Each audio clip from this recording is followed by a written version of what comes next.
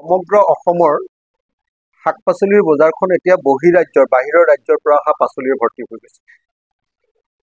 আৰু বিশেষভাৱে এই সময়ত বানপানী হোৱাৰ লগে লগে বহিৰাজ্যৰ বেপাৰীবিলাকে বিশেষ সুযোগ গ্ৰহণ কৰি অসমৰ সকলোবিলাক বজাৰ, বিশেষকৈ গুৱাহাটীৰ বজাৰখন এতিয়া বহিৰাজ্যৰ পাচলিয়ে ভৰ্তি কৰি পেলাইছে।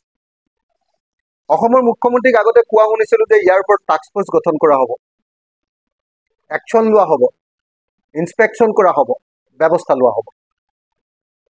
কিন্তু দুৰ্ভাগ্যৰ কথা যে অসমৰ মুখ্যমন্ত্ৰীৰ সেই একশ্যন আমি এতিয়ালৈকে দেখা নাপাওঁ।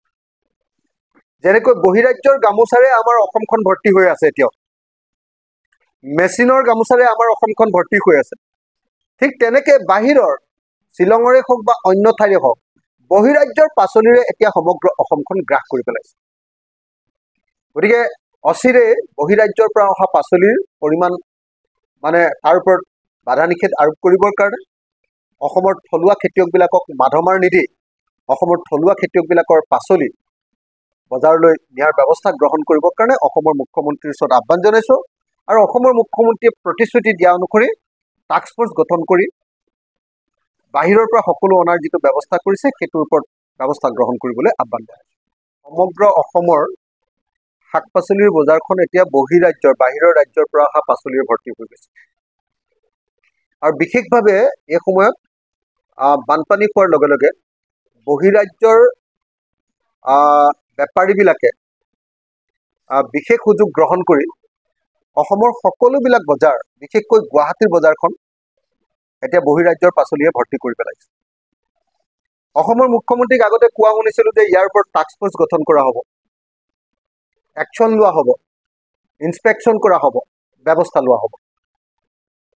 কিন্তু দুৰ্ভাগ্যৰ কথা যে অসমৰ মুখ্যমন্ত্ৰীৰ সেই একশ্যন আমি এতিয়ালৈকে দেখা নাপাওঁ। যেনেকৈ বহিৰাজ্যৰ গামোচাৰে আমাৰ অসমখন ভৰ্তি হৈ আছে, এতিয়াও মেচিনৰ গামোচাৰে আমাৰ অসমখন ভৰ্তি হৈ আছে। ঠিক তেনেকৈ বাহিৰৰ শ্বিলঙৰে হওক বা অন্য ঠাইৰে হওক বহিৰাজ্যৰ পাচলিৰে এতিয়া সমগ্ৰ অসমখন গ্ৰাস কৰি পেলাইছে। গতিকে অচিৰে বহিৰাজ্যৰ পৰা অহা পাচলিৰ পৰিমাণ তাৰ ওপৰত বাধা নিষেধ আৰোপ কৰিবৰ কাৰণে অসমৰ থলুৱা খেতিয়কবিলাকক মাধমাৰ নিদি অসমৰ থলুৱা খেতিয়কবিলাকৰ পাচলি বজাৰলৈ নিয়াৰ ব্যৱস্থা গ্ৰহণ কৰিবৰ কাৰণে অসমৰ মুখ্যমন্ত্ৰীৰ ওচৰত আহ্বান জনাইছোঁ। আৰু অসমৰ মুখ্যমন্ত্ৰীয়ে প্ৰতিশ্ৰুতি দিয়া অনুসৰি টাস্ক ফ'ৰ্চ গঠন কৰি বাহিৰৰ পৰা সকলো অনাৰ যিটো ব্যৱস্থা কৰিছে সেইটোৰ ওপৰত ব্যৱস্থা গ্ৰহণ কৰিবলৈ আহ্বান জনাইছোঁ।